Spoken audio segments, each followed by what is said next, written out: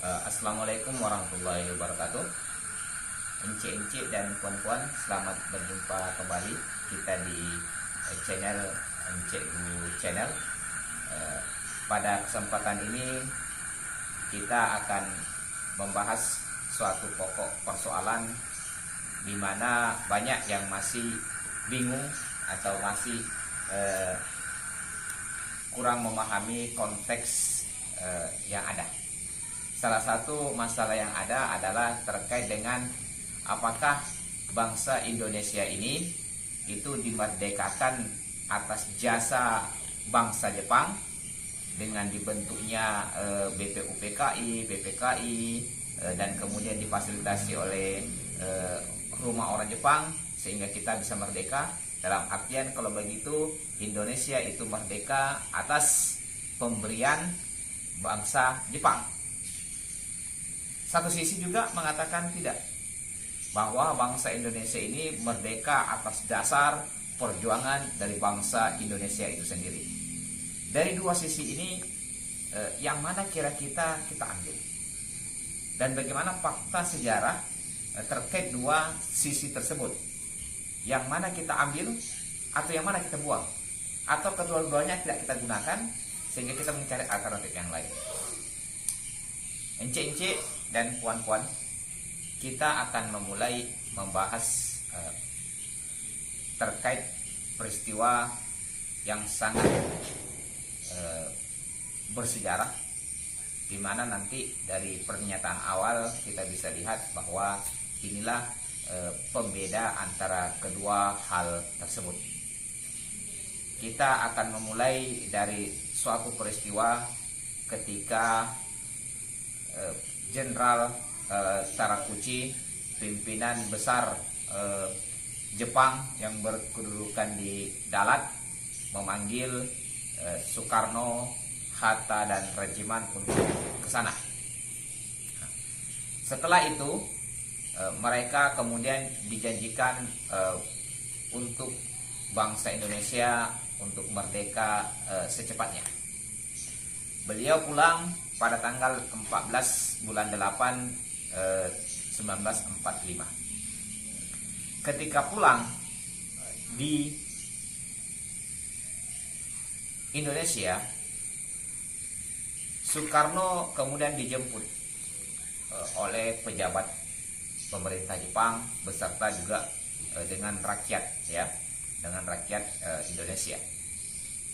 Kemudian Soekarno diminta untuk menyampaikan beberapa perkataan yang terkait dengan apakah apa yang disepakati atau apa yang disampaikan oleh jenderal besar yang ada di Dalat sana. Soekarno mengatakan bahwa dulu saya menyatakan bahwa Indonesia akan merdeka ketika jagung telah berbuah, ya. Tetapi sekarang saya mengatakan bahwa Indonesia itu akan merdeka sebelum jagung berbunga, ya. Dengan mendengarkan pernyataan itu, segenap rakyat yang hadir di bandara tersebut, di Bandara Kemayoran, itu kemudian bersorak, merdeka, merdeka, ya. Itu kejadian pada tanggal kedatangan Soekarno, Hatta, dan Regiman tanggal 14 bulan 8 1945. Nah, kemudian esok harinya pada tanggal 15 Agustus 45, disinilah kejadian yang menghebohkan. Apa yang menghebohkan di negara kita? Yaitu terkait beberapa informasi yang diterima oleh para pemuda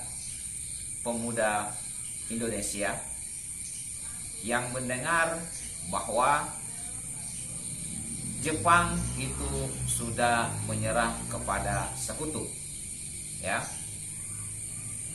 Dari informasi ini kemudian para pemuda melakukan hal atau langkah-langkah bagaimana agar Jepang sudah menyerah. Artinya Indonesia ini sudah terjadi kekosongan kekuasaan, atau bahasa kita terjadi vacuum power, ya. Terjadinya kekosongan kekuasaan ini harus diisi oleh bangsa Indonesia sendiri, ya. Maka kemudian para pemuda melakukan kegiatan, melakukan rapat, memanggil para perwakilan pemuda untuk berkumpul untuk membahas terkait bagaimana cara untuk melaksanakan yang namanya mengisi kekosongan kekuasaan ini. Oke. Di sisi lain, beberapa pemuda yang lain yang dipimpin oleh Sultan Syahrir langsung menemui Hatta, ya, menemui Hatta, memberikan informasi langsung bahwa dari informasi radio luar negeri bahwa Jepang itu sudah menyerah, ya, dan meminta langsung. Jadi Syahrir di sini langsung meminta kepada Hatta untuk kesediaannya untuk memproklamirkan kemerdekaan, ya. Tetapi dijawab oleh Hatta bahwa saya belum bersedia, ya, dan akan membicarakannya dengan Soekarno. Maka kemudian dari dialog tersebut Syahrir dan Hatta itu pergi ke kediaman Soekarno dan menyampaikan hal yang sama kepada Soekarno, bahwa Jepang sudah menyerah, kemudian meminta untuk memproklamirkan kemerdekaan. Jawaban daripada Soekarno itu lebih kurang sama dengan Hatta, bahwa beliau belum bersedia untuk memproklamirkan kemerdekaan. Dan ini tanda kutip, dan akan membicarakannya tentang proklamasi ini dengan PPKI pada masa itu, ya. Ini dari kesimpulannya kemudian Syahrir itu kembali ke kediamannya. Kemudian Soekarno dan Hatta pergi ke kantor pemerintah militer Jepang di Jakarta itu, atau Gunshikai, ya. Pergi ke sana untuk ketemu dengan pimpinannya di kantor, tetapi beliau tidak menemukan Gunshikai itu, ya. Kemudian Soekarno menghubungi Ahmad Subarjo untuk meminta atau menemani, memfasilitasi agar bertemu dengan pimpinan Angkatan Laut Jepang yang kita kenal itu Laksamana Maeda, tapi pada masa itu pangkatnya belum Laksamana, masih Admiral, ya. Jadi Admiral Maeda, ya. Ahmad Subarjo kemudian mengantar pergi bertemu dengan Admiral Maeda, ya. Dari informasi Admiral Maeda bahwa secara samar-samar mengakui bahwa Jepang itu sudah menyerah, secara samar-samar, tidak secara terang-terangan. Itu. Dari informasi yang ada ini, kemudian Soekarno meminta kepada Ahmad Subarjo untuk menghubungi anggota PPKI agar besok hari, ya, tanggal 16 Agustus 45 kita mengadakan rapat di gedung Des Indes, atau sekarang kita kenal adalah di gedung Indonesia sekarang ini yang di bundaran sana, ya. Ini. Jadi Soekarno meminta itu seluruh anggota PPKI hadir untuk kita bahas tentang proklamasi, ya. Ini kejadian pada sore hari daripada tanggal 15. Selanjutnya di tempat yang lain, para pemuda pun berkumpul untuk membahas langkah-langkah yang dilakukan untuk mengisi kekosongan kekuasaan. Kesimpulannya adalah bahwa bangsa ini harus diproklamirkan. Dan sosok yang memang pas untuk memproklamirkan adalah Soekarno dan Hatta. Ya. Kemudian rapat para pemuda yang pertama itu dilaksanakan di Jalan Pegangsaan Timur, ya, di Lembaga Bakteriologi, ya, dilaksanakan di situ yang dipimpin oleh Khairul Salim. Ya. Banyak pemuda yang hadir pada masa itu dan banyak tokoh-tokoh yang kemudian hari kita kenal sebagai tokoh-tokoh bangsa ini. Ya. Tapi ada yang menarik di antara banyak tokoh tersebut. Di beberapa sumber itu muncul namanya Aidit. Ya. Jadi DNA Aidit ternyata merupakan salah satu tokoh yang ada pada masa awal-awal kemerdekaan untuk berjuang bersama-sama agar kemerdekaan itu bisa secepatnya dicapai. Ya. Di sisi lain mungkin nama-nama Aidit itu dihilangkan. Ya. Motivasinya nanti kita bahas pada pertemuan-pertemuan berikutnya. Ya. Kemudian hasil kesimpulan daripada rapat tersebut adalah mendesak Soekarno dan Hatta untuk sesegera mungkin melaksanakan atau melakukan proklamasi kemerdekaan. Maka kemudian dari hasil rembuk para pemuda di Pegangsaan Timur tersebut itu mengutus Wikana dan Darwis untuk pergi menemui Soekarno. Ya. Jam lebih kurang jam 9, ya, jam 9, jam 10 mereka tiba di kediaman Soekarno. Ya. Kemudian terjadi dialog terkait dengan kemerdekaan tersebut. Ya.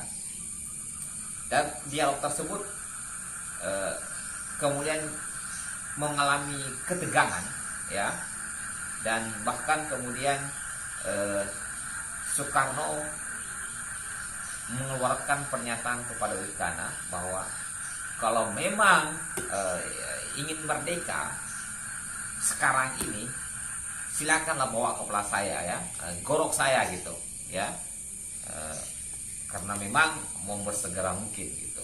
Nah, artinya apa? Dialog antara Wikana dan Darwis plus Soekarno dan Hatta tidak terjadi kesepakatan. Ya.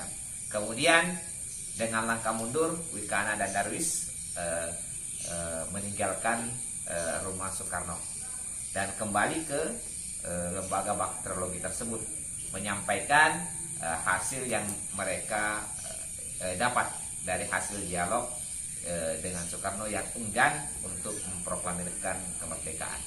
Itu mereka pulang lebih kurang jam 12 malam. Jadi artinya dialog itu lebih kurang 2 jam yang dilakukan di rumah Soekarno. Selanjutnya para pemuda kemudian berkumpul kembali, ya, untuk membicarakan apa strategi langkah selanjutnya. Ya, karena dari hasil dialog itu ternyata Soekarno dan Hatta enggan untuk memproklamirkan kemerdekaan. Ya. Maka kemudian dengan pimpinan rapat pada masa itu Soekarni, ya, melakukan rapat pindah tempat lagi, ya, di Bapperti sekarang ini, ya. Di situ kemudian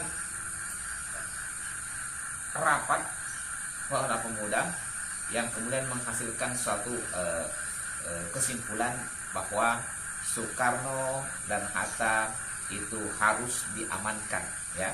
Jadi Soekarno dan Hatta itu harus diamankan dari pengaruh Jepang. Dalam bahasa lain mungkin bukan diamankan, ya, katanya mungkin menculik, ya, dalam bahasa lain, ya. Nah, harus diamankan dari pengaruh Jepang. Maka kemudian diutuslah 2 tim untuk menjemput Soekarno dan Hatta ini. Tim pertama yang terdiri dari Soekarni dan Yusuf Kunto itu bertugas menjemput Hatta, sedangkan Khairul Saleh dan Dr. Mawardi itu bertugas menjemput Soekarno. Nah, penjemputan itu terjadi sekitar jam 4 dini hari. Ya, Hatta yang habis selesai sahur, ya, rumahnya digedor. Assalamualaikum, ya, seperti itu. Digedor, kemudian terjadi dialog singkat terkait pemuda dengan Hatta, ada apa dan segala macam. Kesimpulannya bahwa para pemuda meyakinkan Hatta bahwa sekarang ini kondisinya lagi genting, ya, karena para pemuda dan rakyat besok akan terjadi suatu peralihan, dalam artian pemuda dan rakyat itu akan menyerang tentara Jepang untuk melucuti senjatanya dan juga akan menguasai tempat-tempat strategis. Dan hal itu terjadi, maka ini sangat membahayakan nyawa daripada Hatta itu sendiri. Dialog singkat itu kemudian Hatta mengiyakan untuk mengikuti Soekarni dan Yusuf Kunto untuk pergi dari rumahnya. Ya, setelah itu mereka ke rumah Soekarno. Nah, di rumah Soekarno pun kemudian terjadi dialog yang bahasanya pun lebih kurang sama, bahwa keadaan lagi genting segala macam, dan Soekarno dan harus diamankan karena bisa jadi menjadi sasaran amuk atau mungkin jadi sasaran tentara Jepang terkait dengan keinginan para pemuda dan rakyat besok hari, ya, seperti itu. Kemudian mereka pun meninggalkan kota Jakarta, ya. Soekarno itu ditemani oleh istrinya Fatmawati dan anaknya yang Guntur, lebih kurang umurnya baru 9-10 bulan, diikutkan untuk itu. Mereka tidak tahu mau dibawa kemana. Yang jelas mereka ikut naik mobil, ya, dikawal dengan beberapa orang beserta dengan tentara peta. Jadi mobil yang satu itu diisi oleh Soekarno, Fatmawati dan Guntur beserta dengan tentara peta dan supir. Begitu pula dengan mobil yang kedua, Hatta. Tetapi sebelum berangkat, mereka diminta, ya, sebelum berangkat meninggalkan rumah Soekarno, diminta untuk mengganti baju, ya, menggunakan baju tentara peta, ya, karena khawatir di pagi buta terjadi pemeriksaan oleh tentara Jepang dan ini akan memperlambat laju daripada perjalanan mereka, ya, seperti itu. Nah, jadi di perjalanan tersebut mereka tidak tahu arahnya mau kemana. Tiba lebih kurang jam 9 pagi, ya, jam 9 pagi mereka tiba di satu daerah persawahan. Soekarno Hatta pun tidak tahu di mana ini, ya, di mana ini kita diturunkan di persawahan. Kemudian mereka menuju suatu rumah panggung. Di rumah panggung itulah kemudian mereka beberapa saat di sana. Kemudian ada instruksi bahwa tempat ini kurang aman, kita harus mencari tempat yang lain. Maka kemudian mereka beralih tempat ke tempat yang lain. Tempat yang dituju kemudian mereka beristirahat di salah satu masjid yang ada di tempat tersebut. Beberapa saat kemudian mereka melanjutkan perjalanan. Mereka menelusuri sungai dan kemudian tiba di suatu tempat yang kemudian hari tempat tersebut atau rumah tersebut milik daripada seorang petani Tionghoa. Ya, disitulah kemudian Soekarno dan Hatta itu tinggal beberapa jam, ya. Dan disitulah kemudian tempat tersebutlah terjadilah beberapa kali dialog antara pemuda dan Soekarno Hatta, yang mana menginginkan agar proklamasi itu disegerakan, ya. Tetapi sama prinsip awal bahwa Soekarno belum mau menyegerakan daripada hal tersebut, ya. Belum mau, bukan tidak mau ya, tapi belum mau. Oke, seperti itu. Kemudian terakhir, usaha-usaha pemuda itu tidak habis akal, ya. Jadi banyak cara untuk bagaimana agar bisa Soekarno-Hatta ini betul-betul mau untuk memproklamirkan kemerdekaan ini secepat mungkin. Terakhir kemudian yang dilakukan oleh Singgi, ya. Singgi kemudian berdialog dengan Soekarno dan Hatta, di mana dialog-dialog tersebut menghasilkan suatu kesepakatan, ya, kesepakatan terkait tata pelaksanaan daripada proklamasi ini, bahwa kami, maksudnya Soekarno dan Hatta itu bersedia untuk memproklamirkan kemerdekaan. Ini bersedia sudah, tanpa campur tangan Jepang. Jadi tanpa ada campur tangan Jepang dalam proses kemerdekaan kita. Tetapi ada tapinya. Tetapi bukan dilaksanakan di sini, ya. Maksudnya di Rengas Dengklok, ya. Jadi tidak dilaksanakan di sini, di Rengas Dengklok itu. Tetapi harus dilaksanakan di Jakarta. Dari dialog singkat tersebut dengan Singgi yang sudah hampir-hampir berbuka orang muncul kesepakatan itu. Kemudian tak lama setelah itu deru mobil itu berjalan, ya. Deru mobil itu berjalan di halaman. Oh, ternyata ada yang datang gitu, ya. Ternyata yang datang adalah Ahmad Soekarjo ditemani oleh Yusuf Kunto, ya. Datang dan mereka menyampaikan hajat bahwa mereka datang untuk menjemput Soekarno dan Hatta. Jadi dari dua kesepakatan yang ada ini, keinginan ini gayung bersambut. Satu sepakat untuk melakukan proklamasi Jakarta, satu penjemput dari Jakarta pun ada. Maka setelah berbuka puasa, rombongan Soekarno, Hatta dan Ahmad Subarjo itu meninggalkan Rengas Dengklok, ya. Jadi awalnya datang 2 mobil dengan menggunakan mobil Skoda, baliknya pun bertambah lagi menjadi 3 mobil karena Ahmad Subarjo, Sudiro dan Yusuf Kunto pun pulang untuk mempersiapkan proklamasi tersebut. Di perjalanan Ahmad Subarjo menceritakan kejadian-kejadian setelah Soekarno Hatta itu hilang atau tidak tahu keberadaannya, ya. Salah satu poin disampaikan Ahmad Subarjo bahwa di Jakarta aman-aman saja, tidak terjadi apa-apa gitu, ya. Tidak seperti yang disampaikan subuh harinya oleh para pemuda akan terjadi chaos, akan terjadi pertumpahan darah antar Jepang dengan para pemuda dan rakyat, dan itu tidak terjadi, ya. Dan itu pada saat itu Soekarno sangat menyayangkan, ya. Kenapa saya harus dibawa ke satu tempat yang saya pun tidak tahu, yang kemudian hari itu Rengas Dengklok, ya. Sampai di sini cerita kita terkait dengan Soekarno diamankan di daerah tersebut secara secara fakta sejarah yang terungkap itu datar-datar saja karena tidak ada sesuatu hal yang istimewa dari pengamanan Soekarno di situ.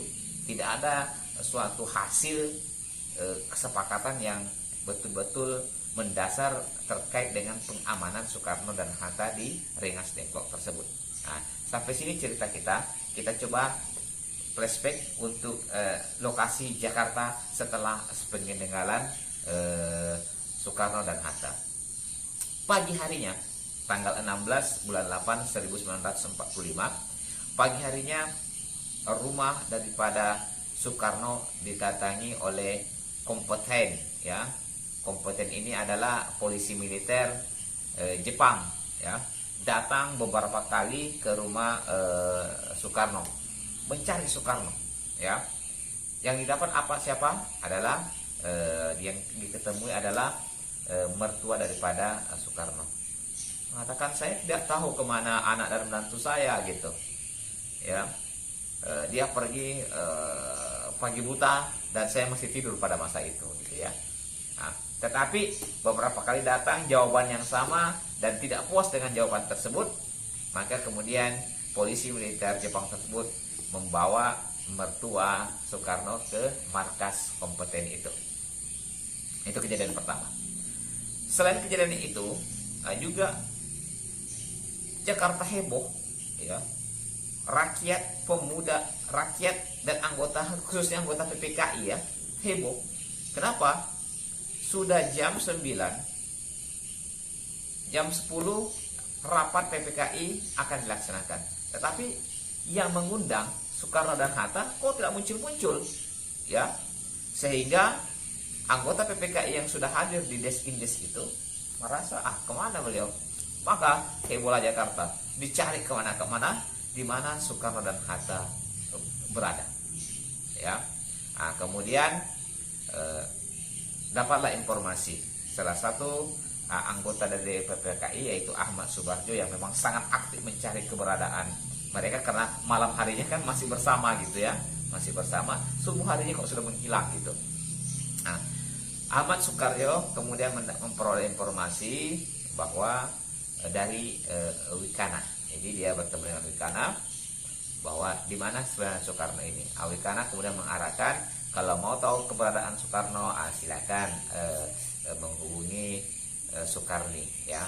Maka kemudian Ahmad Subarjo menemui Soekarni, dan pada pertemuan itu terjadilah dialog yang lumayan tegang. Karena apa? Soekarni itu masih belum terlalu yakin dengan Ahmad Subarjo yang diklaim sebagai orang-orang yang berpihak kepada Jepang, ya, karena memang anggota PPKI, ya, seperti itu. Kemudian Ahmad Subarjo untuk meyakinkan para pemuda pun mengeluarkan pernyataan bahwa saya menjamin besok proklamasi akan dilaksanakan. Kalau tidak, silakan tembak kepala saya. Jadi siap untuk ditembak oleh semua pemuda gitu, kalau tidak terjadi proklamasi. Dengan menjaminkan dirinya untuk itu, maka kemudian Soekarni yakin dengan apa yang disampaikan oleh Ahmad Subarjo dan membahas terkait dengan teknik dan cara untuk proklamasi nanti, ya, yang dilaksanakan di Jakarta. Kemudian ditemanilah Ahmad Subarjo oleh Yusuf Kunto untuk membawa ke Rengas Dengklok bersama dengan asisten atau sekretaris dari Ahmad Subarjo, itu Sudiro. Mereka bertiga kemudian menuju ke Rengas Dengklok. Tadi itu dah jam hampir maghrib mereka tiba di Rengas Dengklok.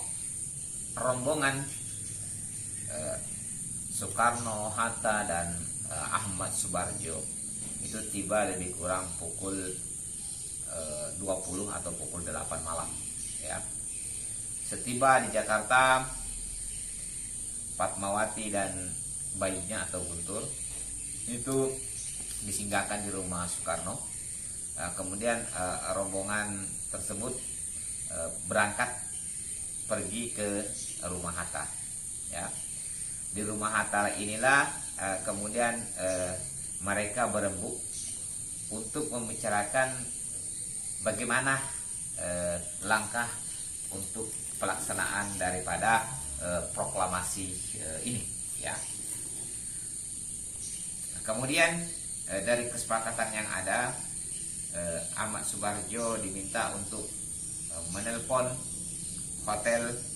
pihak hotel Des Indis untuk menyiapkan ruangan rapat yang akan dilaksanakan malam ini, ya.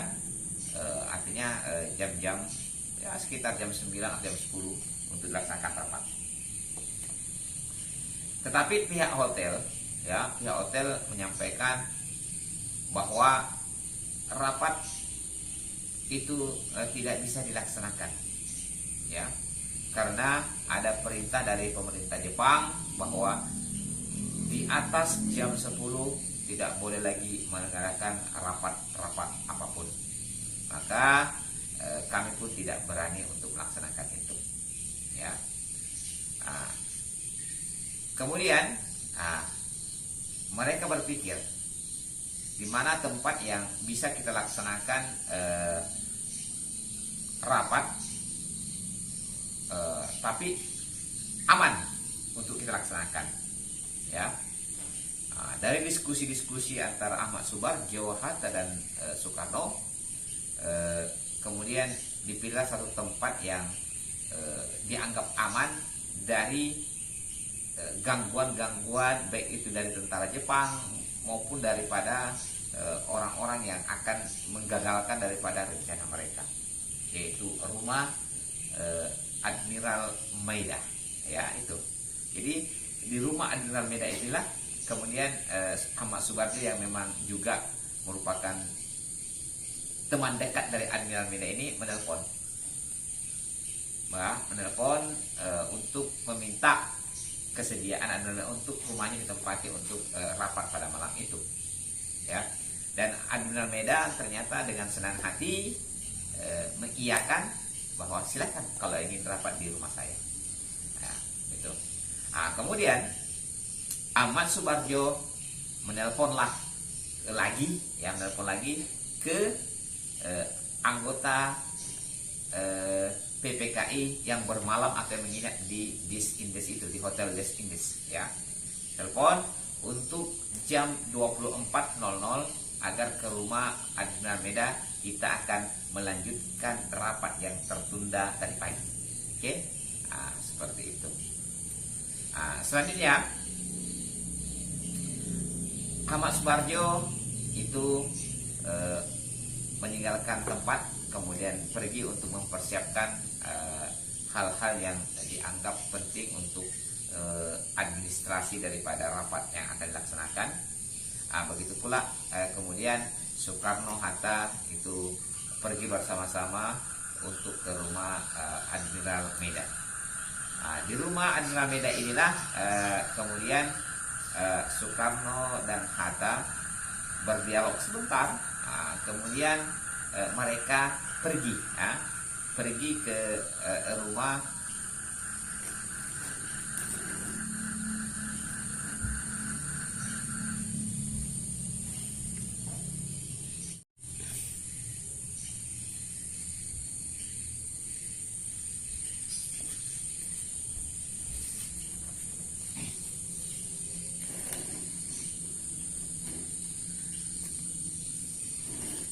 Soekarno, Hatta, dan Admiral Maeda kemudian pergi ke rumah Nishimura yang jabatannya pada masa itu adalah Kepala Pemerintahan Umum Jepang di Jakarta, ya. Mereka ke sana untuk meminta izin, ya. Kembali inilah budaya kita. Walaupun penjajah, kita pun masih pamitan, ya, seperti itu. Dia datang karena memang jarak rumah antara Admiral Maeda dengan Nishimura ini dekat, karena itu memang kompleks pejabat-pejabat Jepang pada masa itu. Menemuinya lebih kurang sekitar jam 10:30 ya malam, datang ke sana dan ditemui oleh Nishimura. Dari dialog-dialog yang ada bahwa Nishimura itu tidak mengizinkan diadakan rapat, ya. Jadi Nishimura tidak akan mengizinkan diadakan rapat bentuk apapun, ya, terkait dengan proklamasi ini, karena sudah ada perintah dari Kekaisaran Jepang mengatakan bahwa seluruh daerah jajahan itu sudah ada perintahnya dari sekutu bahwa kita harus menjaga status quo. Artinya kita tidak boleh melakukan perubahan apapun terkait tanah jajahan ini. Lebih-lebih ada yang merumuskan kemerdekaan. Ya, dari informasi tersebut, maka kemudian Laksamana Admiral Maida Hatta Soekarno itu pulang ke rumah. Itu pulang lebih kurang jam setengah satu malam. Ya, mereka pulang ke sana dengan pemikiran bahwa ini kalau begini memang kita tidak bisa merdeka, ya, seperti itu kalau memang bergantung pada Jepang itu sendiri. Dialog-dialog yang ada, ya, pemikiran-pemikiran yang sudah berkecamuk, muncullah tekad kalau begitu kita memang harus memerdekakan diri, kita harus berusaha sendiri agar kita bisa merdeka.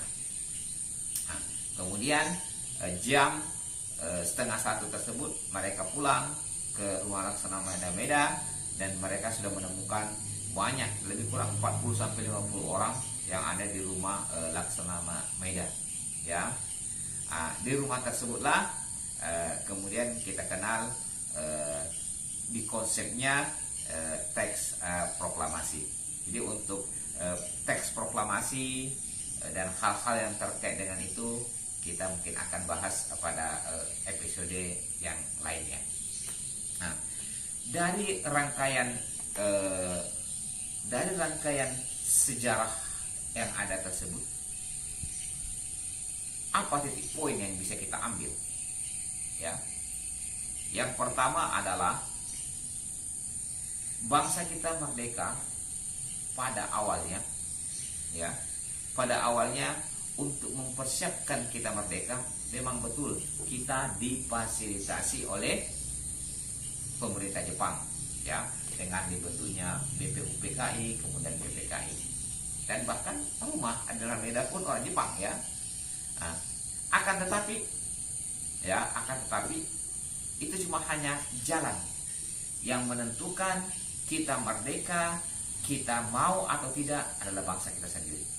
Dan itu dirangkum syukur, ya, sangat bersyukur kita karena ada peristiwa Rengas Dengklok yang kemudian membulatkan hati baik itu golongan muda dan golongan tua bahasa yang selama ini muncul untuk dilaksanakannya proklamasi tersebut, bahwa kalau bukan kita, siapa lagi untuk yang merdeka, karena kita tidak akan dimerdekakan oleh bangsa Jepang, ya. Coba kita berandai-andai, ya, seandainya Soekarno-Hatta itu tidak diamankan oleh para pemuda pada tanggal 16 tersebut, apa yang terjadi? Yang pertama, dia akan ditahan oleh polisi militer Jepang, ya, itu satu. Kalau ditahan, apakah bisa langsung lepas 1 hari atau 2 hari? Itu mungkin yang cerita. Artinya apa? Proklamasi itu pasti tidak terjadi, ya, karena apa? Soekarno dan Hatta itu berada di tangan Jepang. Satu. Andai kedua lagi, ya, andai kata rapat PPKI di Disindes itu terlaksana dan dimulai jam 10, apakah waktu dari jam 10 sampai jam 1 itu bisa langsung merumuskan teks proklamasi, tata cara proklamasi dan yang lainnya bisa terjadi?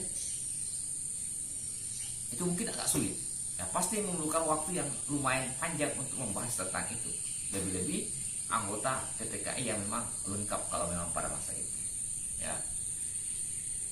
Kita bayangkan tak kalah rapat, pemerintah Jepang sudah dapat instruksi tidak boleh ada kegiatan-kegiatan yang merubah status quo, dan rapat itu dikatakan oleh Jepang dan tempatnya ada, ya, maka otomatis akan digrebek. Semua anggota PPKI akan ditangkap, akan ditahan oleh pemerintah Jepang. Kalau ditahan semua, apa yang terjadi kira-kira? Jelas yang terjadi adalah proklamasi pun akan tertunda atau mungkin tidak terlaksana. Jadi kalau seperti itu, kembali kita katakan bahwa kita sangat bersyukur dengan kejadian Rengas Dengklok tersebut, ya, karena dengan kejadian itu disitulah kejadian yang memutus janji kemerdekaan Jepang, ya. Dengan kejadian itulah bangsa ini bertekad, membulatkan tekad, kita harus merdeka tanpa menunggu apa yang dikatakan Jepang. Nah, sehingga dengan peristiwa Rengas Dengklok inilah kita bisa mengambil hikmah bahwa disinilah titik poin kita merdeka itu berdasarkan usaha kita sendiri, ya. Walaupun dalam prosesnya memang ada bantuan Jepang. Nah ini tuh. Jadi proses itu memang kita difasilitasi, tetapi endingnya kita merdeka atas kebulatan tekad bangsa Indonesia dengan menyiapkan mental untuk berkorban bangsa dan negara kita. Demikianlah sepenggal kisah sejarah terkait Rengas Dengklok ini. Semoga kita bisa terus mengambil hikmah dan manfaat daripada peristiwa-peristiwa yang ada dan melihat sejarah itu secara utuh. Hasbunallahu wa ni'mal wakil, ni'mal maula wa ni'man nasir. Assalamualaikum warahmatullahi wabarakatuh. Salam.